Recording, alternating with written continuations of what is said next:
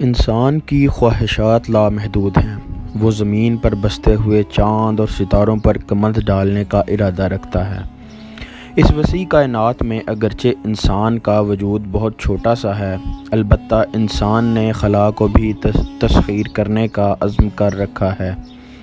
ہماری آج کی ویڈیو ایک ایسے ادارے کے بارے میں ہے جس کی کامیابیوں نے نہ صرف انسان کو چاند پر پہنچایا ہے بلکہ دوسرے سیاروں اور کائنات کی وسعتوں سے بھی انسان کو روشناس کروایا ہے۔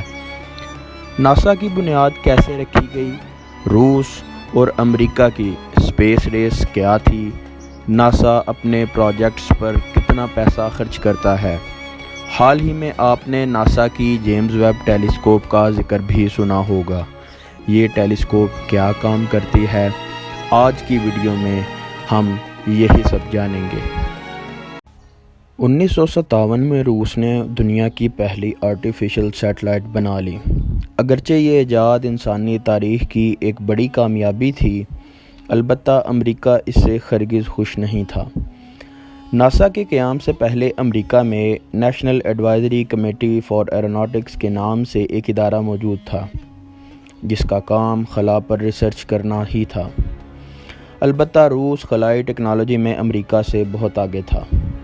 یہ بات امریکہ کو اپنی سلامتی کے لیے ایک خطرہ محسوس ہوتی تھی۔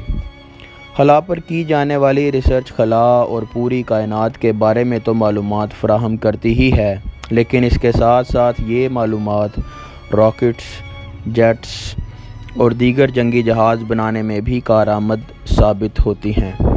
اس لیے روس کی کامیابی امریکہ کو کھٹک رہی تھی۔ جنگ عظیم دوم کے بعد بھی ان دونوں ممالک کے تعلقات خراب ہی تھے۔ 1958 میں امریکی دارالحکومت واشنگٹن میں national aeronautics and space agency یعنی ناسا کی بنیاد رکھی گئی۔ 1 اکتوبر 1958 کو ناسا نے باقاعدہ طور پر کام کا آغاز کیا اور اس کے ساتھ ہی سوویت یونین اور امریکہ کے درمیان اسپیس ریس کا بھی آغاز ہو گیا۔ اسپیس ریس یا خلائی جنگ سے مراد یہ ہے کہ یہ دونوں سپر پاورز اسپیس ٹیکنالوجی میں ایک دوسرے کو ہرانے کے در پہ تھیں۔ ابھی تک بنی نوع انسان میں سے کوئی بھی خلا میں نہیں جا سکا تھا۔ دونوں ممالک کی یہ خواہش تھی کہ یہ اعزاز انہی کو ملے اور خلا میں پہلا قدم انہی کے خلاباز رکھیں۔ 1961 میں روس کو اپنے ایک اہم مشن میں کامیابی ملنے کے بعد اس ریس میں ابتدائی برتری حاصل ہوئی اور سوویت یونین کا ایک پائلٹ خلا میں بھیجا گیا۔ اس کے ساتھ ہی امریکی حکومت میں غم و غصے کی شدید لہر دوڑ گئی اور اس وقت کے امریکی صدر جان ایف کینیڈی نے ناسا کو 1960 کی دہائی کے اختتام سے پہلے چاند پر ہر حال میں جانے کا ٹارگٹ دے دیا۔ اس کے بعد ناسا کی سرگرمیوں میں تیزی آ گئی۔ 1969 میں ناسا کے خلاباز نے پہلی بار چاند پر قدم رکھا۔ اس مشن پر 25.4 بلین یعنی 25 ارب 40 کروڑ ڈالر خرچ ہوئے۔ اس کے ساتھ ہی اسپیس ریس میں امریکہ کو روس پر واضح برتری حاصل ہو گئی۔ 1972 میں امریکہ اور سوویت یونین کے مابین جاری اسپیس ریس کا باقاعدہ طور پر خاتمہ ہوا اور ان کے سربراہان نے ایک معاہدے پر دستخط کیے۔ اس معاہدے کی روح سے اب یہ ممالک خلائی مشنز میں ایک دوسرے کے حریف کی بجائے دوست تھے۔ اس کے بعد 1998 میں خلا میں انٹرنیشنل اسپیس اسٹیشن بھی بنایا گیا۔ اس پر 160 بلین یعنی 1 خرب 60 ارب ڈالر لاگت آئی۔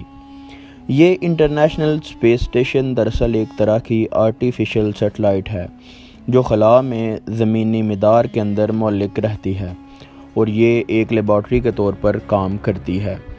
ہر 90 منٹس بعد یہ زمین کے گرد ایک چکر مکمل کرتی ہے اور 7 خلابازوں کا ایک کریو ہر وقت اس کے اندر موجود ہوتا ہے۔ اسے 5 ممالک کی اسپیس ایجنسیز کے اشتراک سے بنایا گیا ہے۔ ان میں امریکہ، روس، جاپان، یورپ اور کینیڈا کے خلائی ادارے شامل ہیں۔ اس اسپیس اسٹیشن میں مختلف طرح کے تجربات کیے جاتے ہیں۔ زمین کے مقابلے میں خلا میں کیے جانے والے تجربات زیادہ معنی رکھتے ہیں، اس لیے یہ اسپیس اسٹیشن تمام ممالک کے لیے ایک طرح کی اسپیس لیب کی حیثیت رکھتا ہے۔ ناسا ہر سال اربوں ڈالر اپنے پروجیکٹس پر خرچ کرتا ہے۔ سال 2021 میں ناسا کا بجٹ 23.3 بلین یعنی 23 ارب 30 کروڑ US ڈالر تھا، جبکہ 2020 میں اس کے کل ملازمین کی تعداد 17,000 تھی۔ آئیے اب ناسا کے چند ایسے پروجیکٹس کے بارے میں جانتے ہیں جن پر ناسا کے اربوں ڈالر خرچ ہوئے۔ البتہ ان کی بدولت بنی نوع انسان نہ صرف اپنے سیارے کے راز جان سکے ہیں، بلکہ انہوں نے دوسرے سیاروں اور اس کائنات کی تخلیق کے راز کے بارے میں بھی کھوجنا شروع کر دیا ہے۔ ناسا نے 1977 میں اسپیس شٹل پروگرام کا آغاز کیا۔ اس پروگرام میں ناسا نے 209 بلین یعنی 2 خرب 9 ارب ڈالر خرچ کیے۔ اس پروگرام کے تحت ناسا نے 135 مختلف مشنز مکمل کیے۔ اسپیس شٹل ایک ایسا اسپیس کرافٹ یا خلائی جہاز ہوتا ہے جو کامیابی سے خلا میں اپنا مشن مکمل کرنے کے بعد واپس زمین پر لینڈ کر سکتا ہے اور اسے دوبارہ بھی کسی مشن میں استعمال کیا جا سکتا ہے۔ اسپیس شٹل پروگرام میں 5 اسپیس شٹلز نے حصہ لیا اور 2011 میں ان اسپیس شٹلز کا استعمال بند کر دیا گیا۔ ان اسپیس شٹلز کو اسپیس اسٹیشن بنانے، خلا بازوں کو خلا میں پہنچانے اور مختلف سیٹلائٹس خلا میں بھیجنے کے لیے استعمال کیا گیا۔ GPS جیسی سہولت بھی ہمیں ناسا ہی کی بدولت میسر آئی۔ 1990 میں ہبل ٹیلیسکوپ کو اسپیس میں لانچ کیا گیا۔ یہ اپنے وقت کی سب سے بڑی ٹیلیسکوپ تھی۔ اس ٹیلیسکوپ کی مدد سے نئی گلیکسیز دریافت کی گئیں اور بلیک ہولز کے متعلق ریسرچز میں بھی پیش رفت ہوئی۔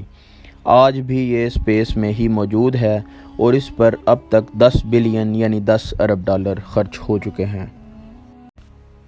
جیمز ویب ٹیلیسکوپ دنیا کی جدید ترین ٹیلیسکوپ ہونے کے ساتھ ساتھ سب سے بڑی اور طاقتور ٹیلیسکوپ بھی ہے۔ اس کا مقصد اس کائنات کی تخلیق کے بارے میں جاننا ہے۔ بگ بینگ سے لے کر آج تک کائنات میں کیا کیا تبدیلیاں رونما ہوئی ہیں، سیارے کس طرح وجود میں آئے، ایلینز، مختلف گلیکسیز اور ستاروں کی تخلیق کیسے ہوئی۔ یہ ٹیلیسکوپ اس بارے میں تحقیق کرنے میں مدد دے گی۔ آپ نے اس ٹیلیسکوپ کے بارے میں یہ بھی سنا ہوگا کہ یہ ماضی میں دیکھ سکے گی۔ اس کا مطلب دراصل یہی ہے کہ اس سے دنیا کی تخلیق کے بارے میں معلومات ملیں گی اور بگ بینگ کے نتیجے میں ہونے والے دھماکے کے بعد جو روشنی پیدا ہوئی تھی، وہ روشنی آج بھی خلا میں ہی کہیں موجود ہے۔ ہم اس روشنی کو دیکھ سکیں گے۔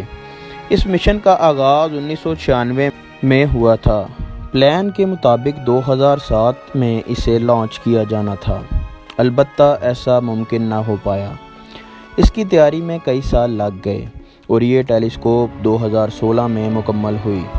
اس پر 10 بلین یعنی 10 ارب ڈالرز کی لاگت آئی۔